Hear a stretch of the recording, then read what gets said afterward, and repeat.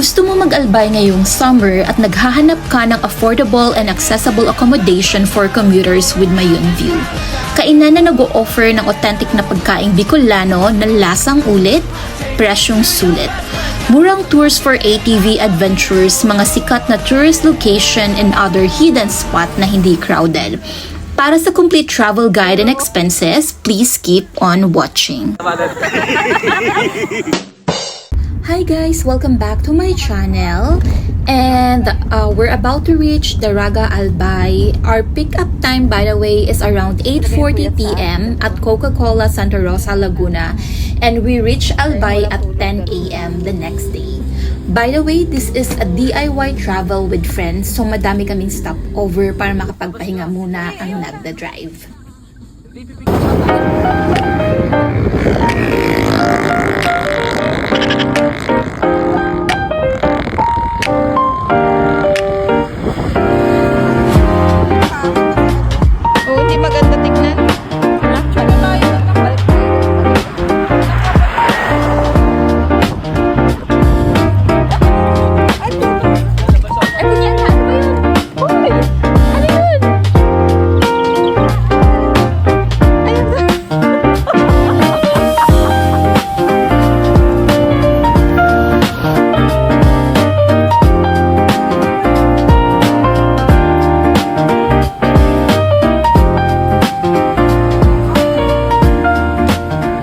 Accommodation, we stay at Mayon Lodging House with Mayon View.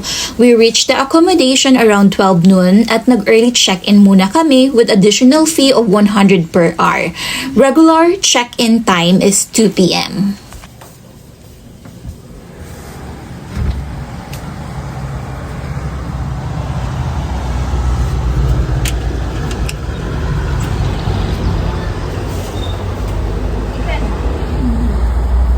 Hindi pa. Medyo ano pa. After makapagpahinga, we went to our first tourist destination, Daraga Church, also known da Nuestra Señora de la Portilla Parish Church na itinayo noong 1773 sa tuktok ng bundok by Franciscan missionaries. This grand stairways is actually facing the main entrance and sa right side naman, may kita ang perfect view ni Mayon. Based sa history, ang walls or dingding ng Daraga Church ay gawa sa volcanic rocks and patuloy itong pinipreserve ng National Museum of the Philippines and up until now, still known as one of the oldest historical treasure and landmark in Daraga Albay. By the way, our accommodation is just 11 minutes away to Daraga Church. Hapon na kasi ganitong oras na talaga yung anuhan.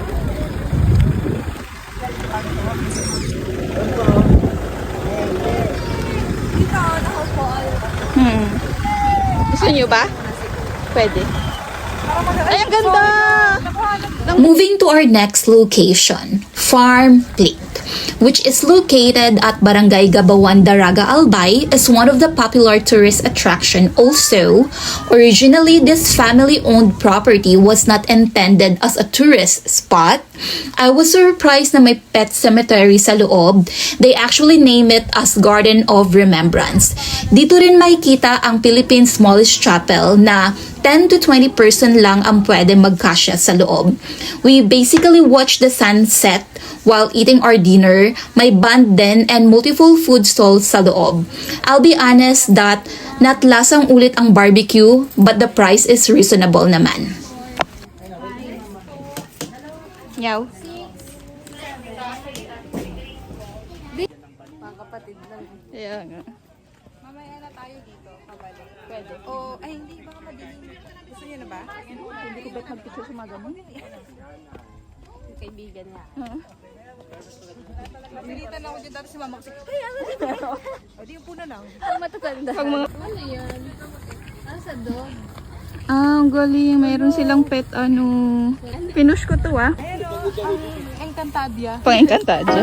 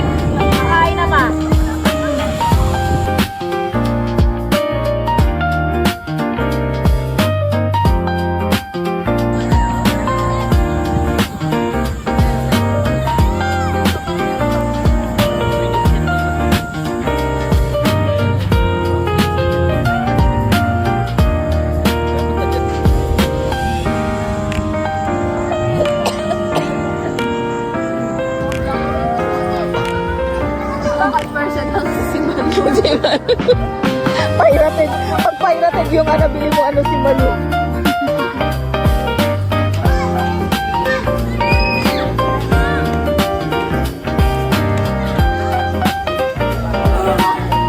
May pala.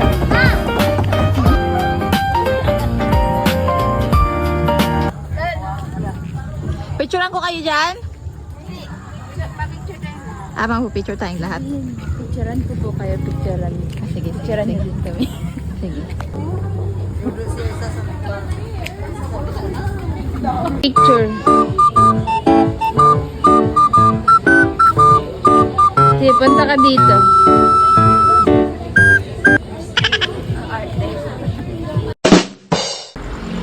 Good morning guys, and it's day 2. I wake up early around 3 a.m. Nakita ko to sa labas ng window.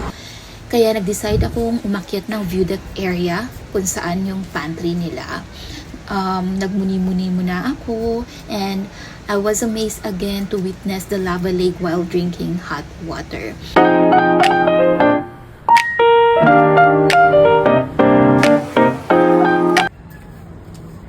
Grabe yung yung Look, kita niyo yun. Grabe.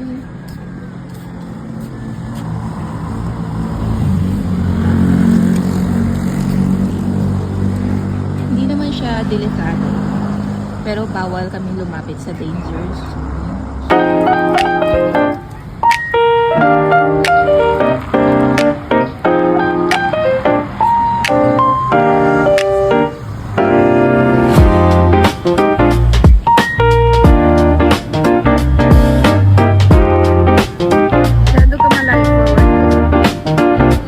View deck area. Mas kita ang view ng Mayon. Yung nasasabi ko Taal.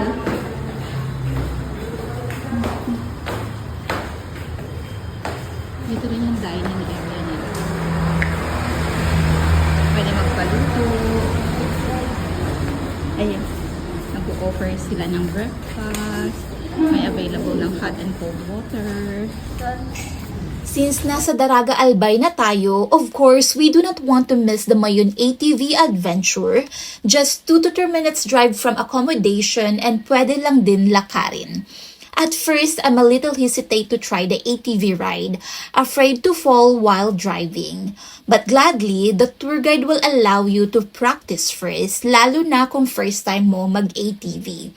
Surprisingly, we enjoyed the ride and nabitin pa nga kami. Plan sana namin matry ang Black Lava Trail but di siya available during visit.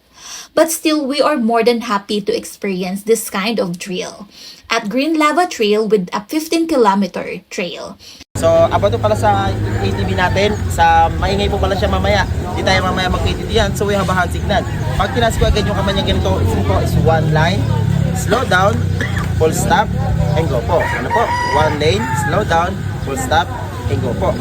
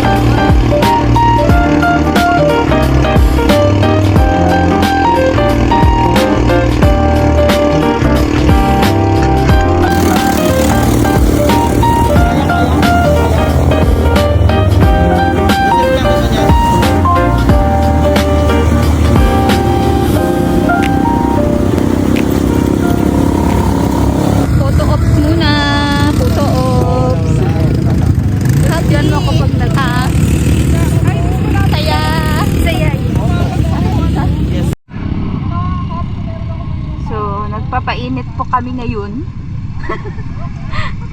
Para mag-picture. At si...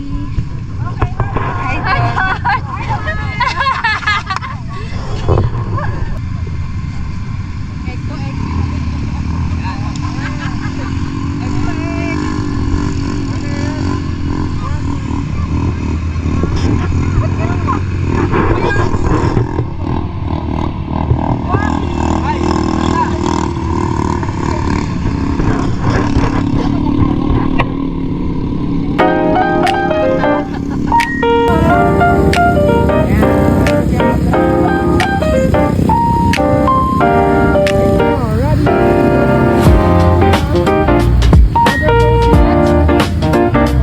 Ay, taray mo dyan.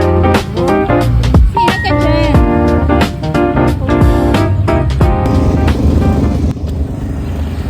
Yaw.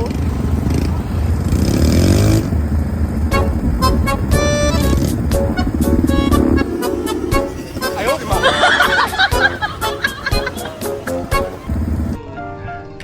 Okay. Jump shot. Do you want jump shot?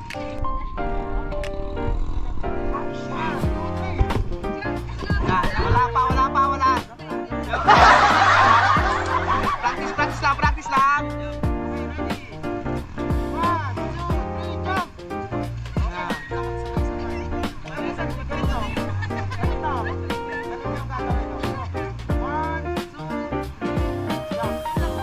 Opo. Then bend po na konti. Bend po na konti. Ganito po.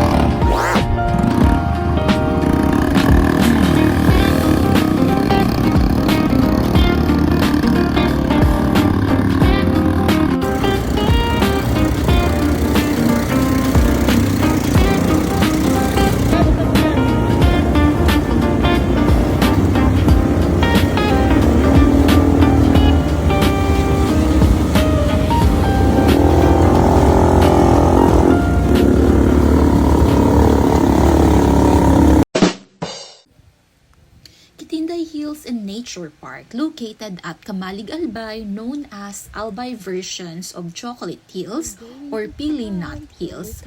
At you can see, kami lang halos ang tourist dito. Di siya crowded like other tourist spot.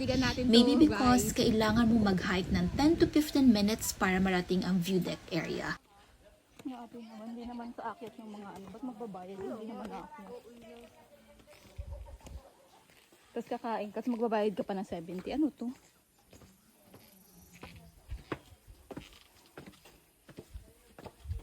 Dapat yung ano kasi kung kakain. Oo, dapat diba? Mag-hike po ang mga person. Mag-hike po ang mga person. Lunchtime. At least wala tayong kasabayan. Kabayo.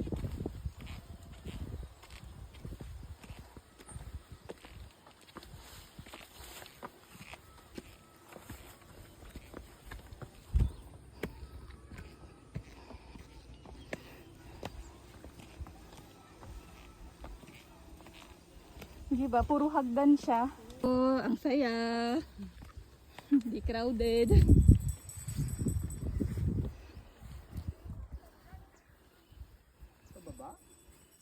Akyat tayo doon?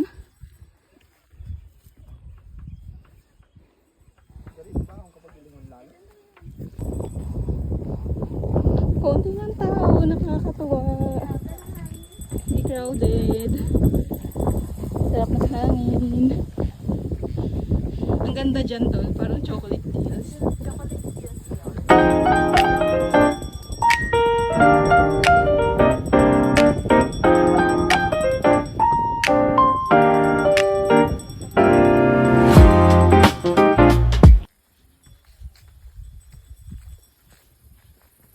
Diyan ka nakakita na mag-hike tapos nakatakong siya. Pangatawanan mo yan. Buti nga dito may mga ganito.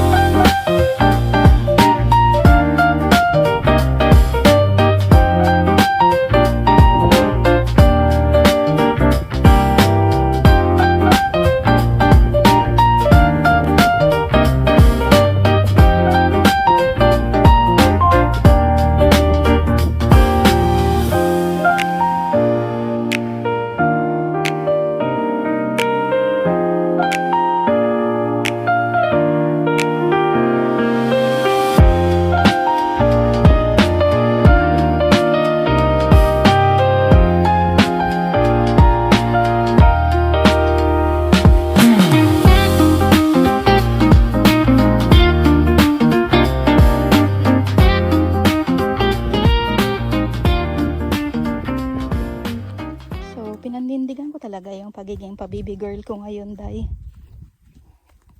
Buti na lang, day, pabibi trek lang to. Kasi kung hindi, day, kaya na pa ako talaga ako gumulong dito, day. Salamat, Shein, sa magaan na sandals. Pwedeng pang hike.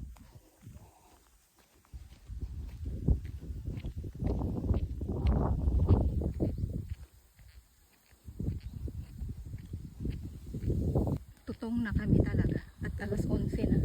Ay hindi, mag alas 11, 10:30.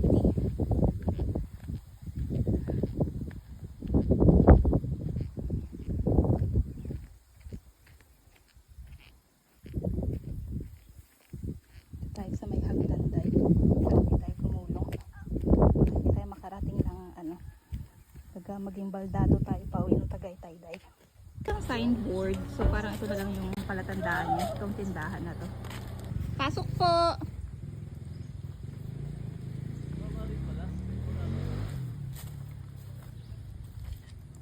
Ganda dito to. Kinakain na yung pancake. Bungad lang pala siya. Akala ko yung papasok na tayo sa pinakaloob-loob talaga. Hindi pa siya nauumay sa banat niya. Hindi pa siya ano. Talaga ba? Ang ganda ng view. Gutom pa to, gutom pa to. Yun pala yung gutom pa. Tapos walang araw. Ano yan? Ye! Buko! Naka-video nga. Di ba galing mo makita ang buko? Huwag muna natin ipilit yung mga bagay-bagay ngayon. Ayaw, di ma! Hanap tayong mangga. Gusto ko talaga mangga tsaka singkamas. Tara, Ye, tara tayo. Hanap tayo. Hanap tayo mamaya. Gandin mo na to. Ay, oo nga. Ay, Ye, buko, Ye. Ayan na, naririnig ko na. Naririnig ko na nga. Tapit lang. Naririnig ko na. Naririnig niyo ba yung naririnig ko? Ba't kaya ganito sa probinsya? Kung saan nagkakaroon ng ganitong brand? Oo. Meron? Asan? Ay, oo nga. Yung grass na. Busay Falls, Cabraran, located at Barangay Cabraran, Albay City. Medyo nahirapan kami hanapin ang place na ito. Isa siya sa mga hidden spot sa Albay. We plan to swim but di siya pwede during visit. It seems that they only allow the local during that time, maybe because it's Holy Week. But we are not really sure, kaya nagpicture na lang kami. No entrance fee and signage. Based sa mga napagtanungan namin, mas kilala siya falls sa Cabraran.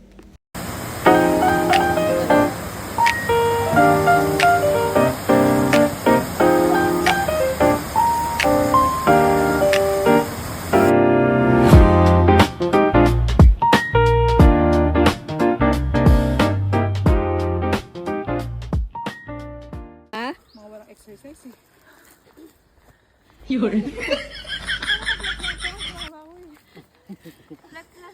Sakit nga dapat ako mag-aantay, ba eh. Tiyaya mo pa ako eh. Napasubo. Napasubo. Naman eh. Napasubo.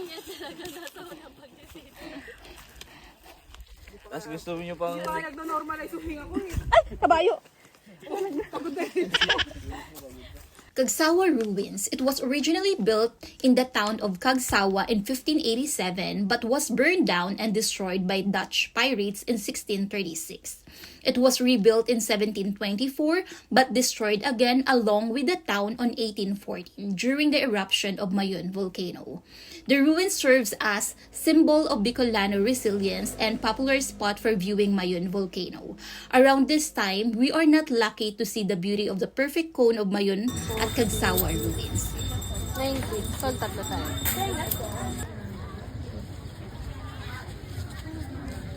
Kulog si Mayon ngayon. Bromance.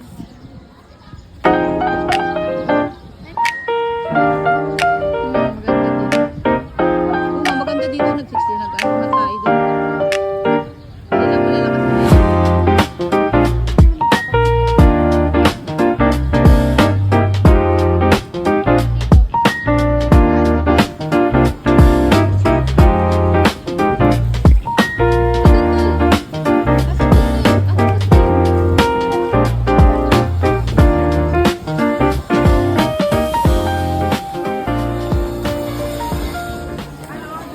Na extreme. Extreme na. Wala akong extreme na keso. Mango strawberry. Sili. Ay, alin? Eto, ma'am. Ay, ito yung extreme. Opo. Yung strawberry lang, tsaka mango. Oh. Sige nga, try ko yung extreme nyo. Babalik namin. In reaction, sumigaw ka daw. I'm so hot!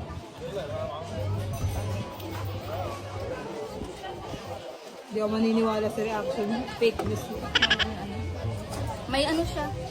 May sipa. Oo, may sipa. Pero powdery. Yung ano niya, hindi Oo. purong Hindi ano. Carry lang. Ayoko. Wala akong balak tikman. Oh, gusto mo tikman? Feeling ko kaya mo. Yung Huwag konti lang. mo ako feeling mo lang. Minsan nga, never feeling. naman. Kaso nga lang. Amoyin ko lang.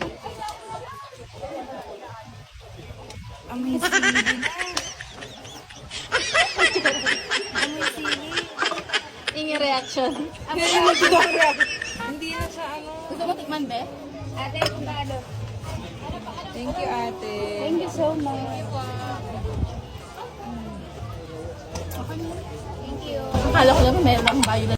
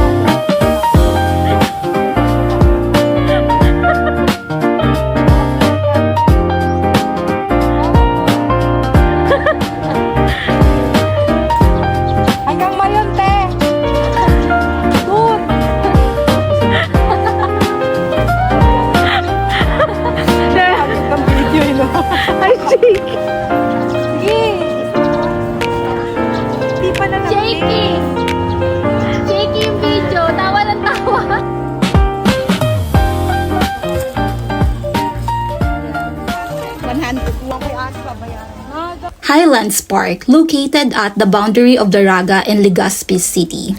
Offering close-up views of Mayon Volcano, we also enjoy the unique and exciting experience with the Park Luge ride, one of the new activity. Maraming food stalls sa loob but pricey. It is considered as an extreme ride. So, pag extreme delikado po yan, depende sa driver. No using cellphone while on the ride. Pag nag-cellphone po kasi kayo dyan, madidistract kayo niyan.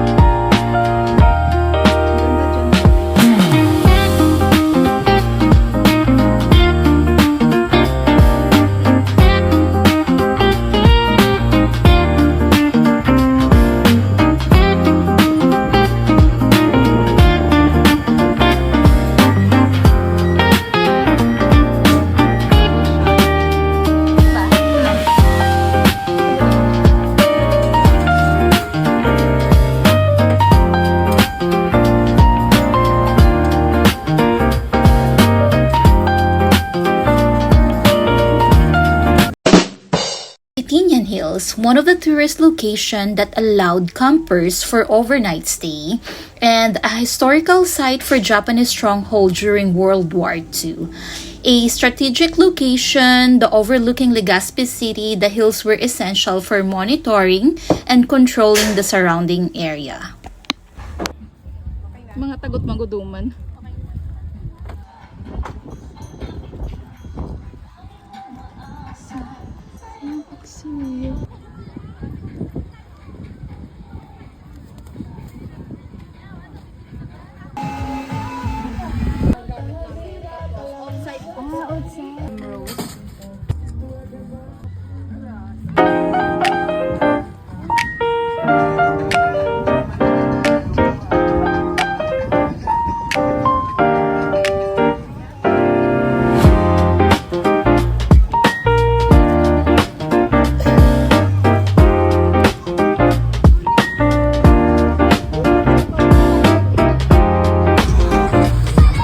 Ano? Sarap? May cheese, masarap. May wrapper, patinis. Pero yung cheese niya parang iba. Ano yung pero na cheese?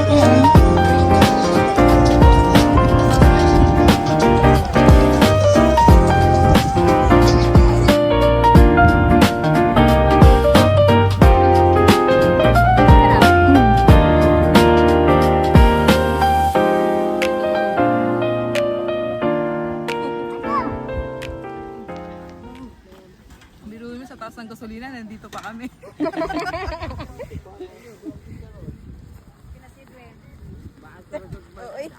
Magkano? Gala ng gala, sabay ro doon. Lagot ka kay Summer pag uwi. Director! Ayan, ano mo, zoom mo muna doon sa pinaka-brand. Kala ko ba staples? Diretso suklit lang, tapos parang Yung parang hindi ako. Wait, ano to?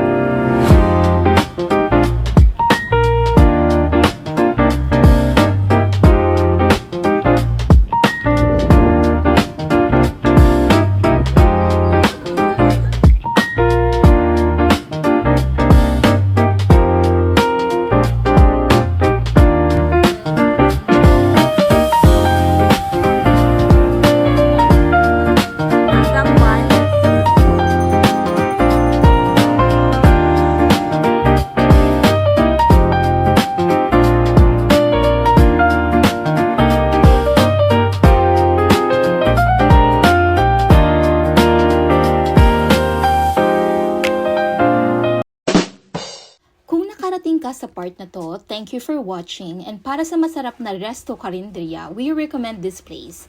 Halos katabi lang ng accommodation, very affordable ang food, and lahat masarap. 2 beses kami kumain dito. May other place pa kaming kinainan, walking distance lang din, medyo pricey lang ang food nila. Reasonable naman since may air condition ang place. Masarap pa din for us ang kainan ni Ate Ems. Few step away lang din ang McDonald's. Our travel time is 15 to 16 hours with stopover. Thank you again for watching!